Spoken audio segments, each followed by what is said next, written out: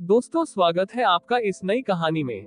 Movie की शुरुआत में हम देखते हैं जेमा, जो एक स्कूल टीचर है। वो बच्चों को पढ़ा रही होती है। तभी स्कूल की छुट्टी हो जाती है।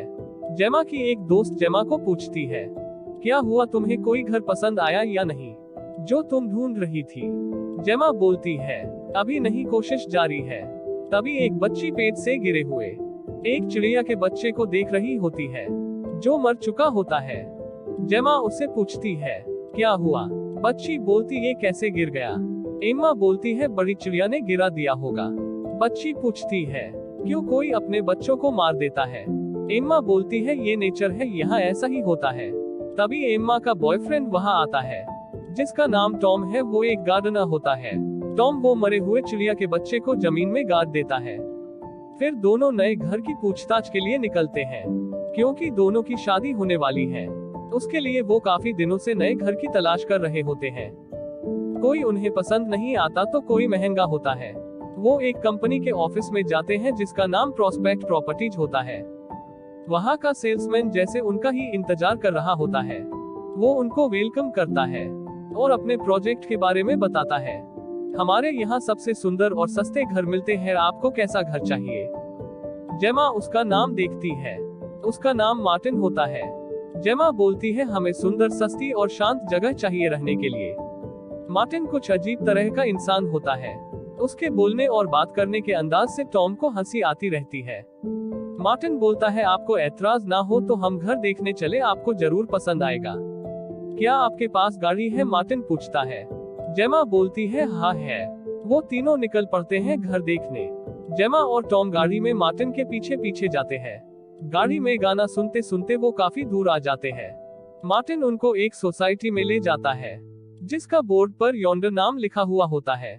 सोसाइटी के सारे घर बिल्कुल एक जैसे होते हैं। वो सोसाइटी बिल्कुल खाली होती है। मार्टिन उनको एक घर के सामने रुक जाने बोलता है।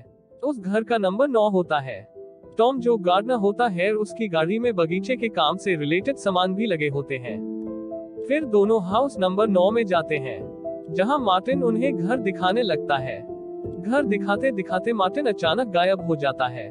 जेम्मा देखती है, मार्टिन कहीं दिखाई नहीं दे रहा। उसकी कार भी नहीं है। टॉम को वो शुरू से अजीब लग रहा था। टॉम बोलता है, चलो यहाँ से निकलते हैं। दोनों कार में बैठकर जाने लगते हैं, लेकिन रास्ता खत्म नहीं होता। वो गोल गोल वही घूमते रहते। सारे घर एक जैसे होने की वजह उन्हें समझ में नहीं आता वो कहाँ जा रहे। ऐसा करते शाम हो जाती है।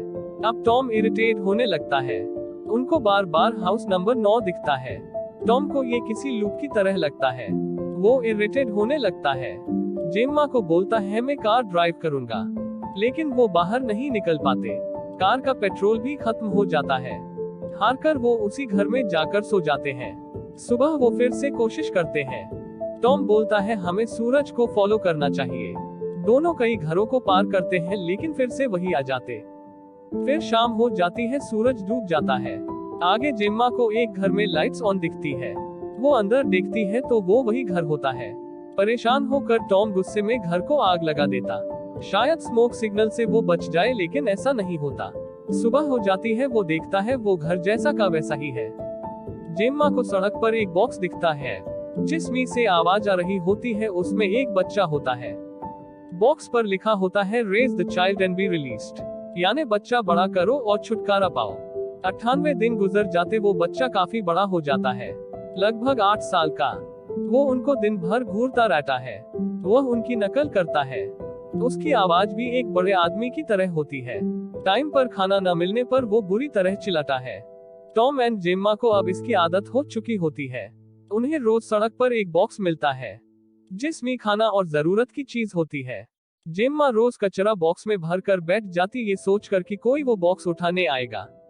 लेकिन वो बॉक्स गायब हो जाता है। उसे कौन ले जाता है मालूम नहीं पड़ता। एक दिन वो बच्चा टॉम को घूरता रहता है। टॉम सिगरेट उसके मुंह पे फेंक देता, लेकिन जैसे ही वो सिगरेट जमीन पर गिरती है, वो जगह फैल जाती है। टॉम हैरान हो जाता है। टॉम को लगता है ये जगह आर्टिफिशियल है, इसके नीचे जरूर कुछ होगा। वो जमीन खोदना शुरू कर देता है। टॉम दिन भर गड्ढा खोदता है। रात को वो थक कर सोने जाता है। जेम्मा पूछती है, कुछ मिला? तो बोलता है नहीं। फिर वो दोनों सेक्स करते हैं। वो बच्चा उन्हें देखता रहता है। अगली सुबह वो लोग रोज की तरह अपना काम करते हैं। टॉम गड्ढा खोदता है, जेम्मा घर का काम करती है। वो बच्चा टीवी लगाकर बैठ जाता है जिसमें से अजीब आवाज आती रहती है और एक अजीब चित्र लगा होता है। वो बच्चा दिन भर वही देखता रहता है। उस जगह में ना कोई खुशबू होती है, ना कोई आवाज, ना खाने का कोई स्वाद होता।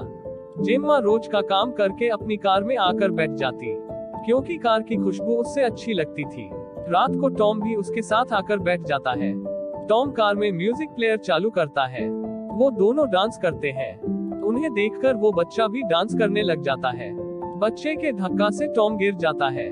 गुस्सा होकर टॉम बच्चे को उठाकर जमीन पर पटक देता है, लेकिन उससे कुछ नहीं होता। जेम्मा डर जाती है। वो बच्चे को उठाकर ले जाती है।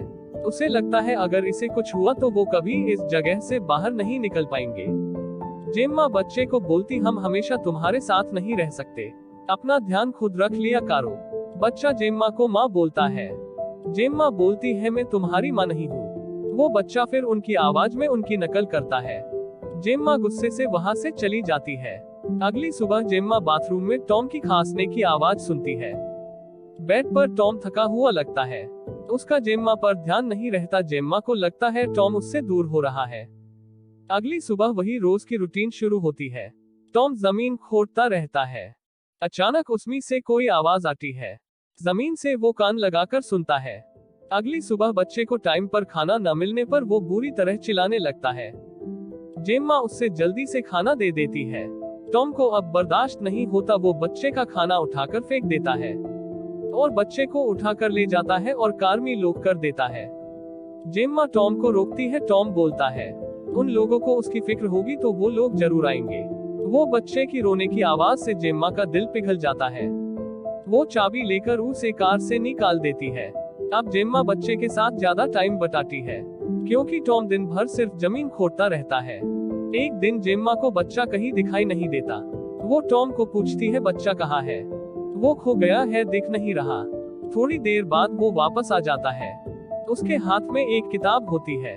जेम्मा वो किताब पढ़ती है। उसमें कुछ अजीब भाषा में लिखा होता है और कुछ इंसान की अजीब ड्राइंग है, जिसमें वो किसी एलियन की तरह दिखता है। जेम्मा को लगता है बच्चा जरूर किसी से मिलता है। वो उससे पूछती है, तुम आज किसी से मिलने गए थे? वो बोलता है, मुझे बताने की इजाजत नहीं है, और वो टीवी देखने लग जाता है। जेम्मा अब उसे उगलवाना चाहती थी। वो बोलती, चलो हम खेल खेलते हैं, मेरी नकल करो। वो करता है। अब टॉम की नकल करो। वो भी करता है। जेम्मा तालियां बजाती है। अब उसकी करो जिससे तुम आज मिलने गए थे। अचानक बच्चा अजीब आवाज निकलता है और एलियन जैसा होने लगता है। जेम्मा डर जाती है उसे देखकर। कुछ ही दिनों में वो बच्चा बड़ा हो जाता है, जवान लगने लगता है।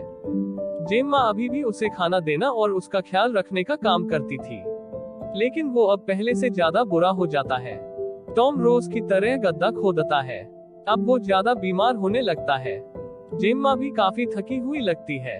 वो दोनों ऊब चुके थे इस जिंदगी से। वो बच्चा जो अब बड़ा हो गया है, वो रोज कहीं जाता है। जेम्मा रोज उसका पीछा करती है, लेकिन वो कहाँ चला जाता है जेम्मा को पता ही नहीं चलता। उसी रात जेम्मा रोज की तरह उसे ढूंढने जाती है। यहाँ टॉम को गड्ढे में कुछ मिलता है। वो देखता है वो किसी की लाश होती है। वो काफी डर जाता है। वो जेम्मा को आवाज देता है। जेम्मा भी रास्ता भटक जाती है।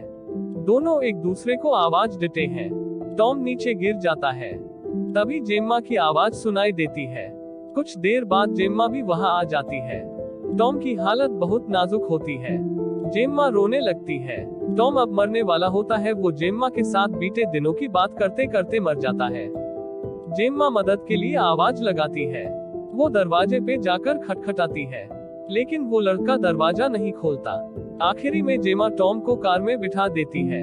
सुबह हो जाती है। तभी वो लड़का आता है। उसके हाथ में एक बॉक्स होता है। जेम्मा को लगता है उसमें दवाई है, लेकिन उसमें डेड बॉडी ले जाने वाला बैग होता है। ये देखकर जेम्मा चीखकर रोने लग जाती है। वो लड़का टॉम की बॉडी को बैग में डालकर उसी गड्ढे में फेंक देता है। कुछ समय बाद जेम्मा अपनी कार में बैठ जाती है। वो देखती है वो लड़का फिर बाहर जाने के लिए निकलता है। जेम्मा पीछे से उसे मारने की कोशिश करती है। वो बच जाता है और नीचे गिर जाता है। वो एक जानवर की तरह भागता है और फुटपाथ को चादर की तरह उठाकर नीचे घुस जाता है। वो रास्ता बंद होने के पहले ही जेम्मा उसके पीछे नीचे घुस जाती है। जमीन के नीचे उसी की तरह घर बने हुए दिखते हैं। आगे उसे उन्हीं की तरह लोग एक बच्चे के साथ फंसे हुए दिखते हैं।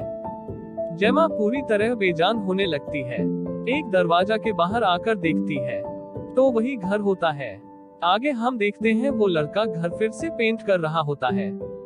अब जेम्मा भी अपनी आखिरी सांस गिन रही होती है। वो लड़का जेम्मा को जिंदा ही डेड बॉडी वाले बैग में डालता है। जेम्मा उससे पूछती है तुम लोग कौन हो? वो बोलता है तुम एक सिल्ली मॉम हो। जेम्मा उससे बोलती है मैं तुम्हारी माँ नहीं हूँ और मर जाती है। वो लड़का जेम्मा की बॉडी उठाकर उसी गड्ढे में फेंक देता है और ऊपर से मिट्टी भर देता है। फिर जेम्मा की कार लेकर उसी ऑफिस में जाता है जो शुरू में दिखाई गई थी। वहाँ वही पुराना मार्टिन दिखता है जो अब बुद्ध हो चुका था। वो लड़का मार्टिन का बैच ले लेता है। मार्टिन वही मर जाता है। वो उसे बैग में डालकर एक कार लगा देता है और मार्टिन की कुर्सी पर बैठ जाता है और नए कपल आने का इंतजार करता। तभी नए कपल आते हैं और मूवी यही खत्म होती है। दोस्तों, आपको ये फिल्म कैसी लगी कमेंट में जरूर बताना। Thank you so much.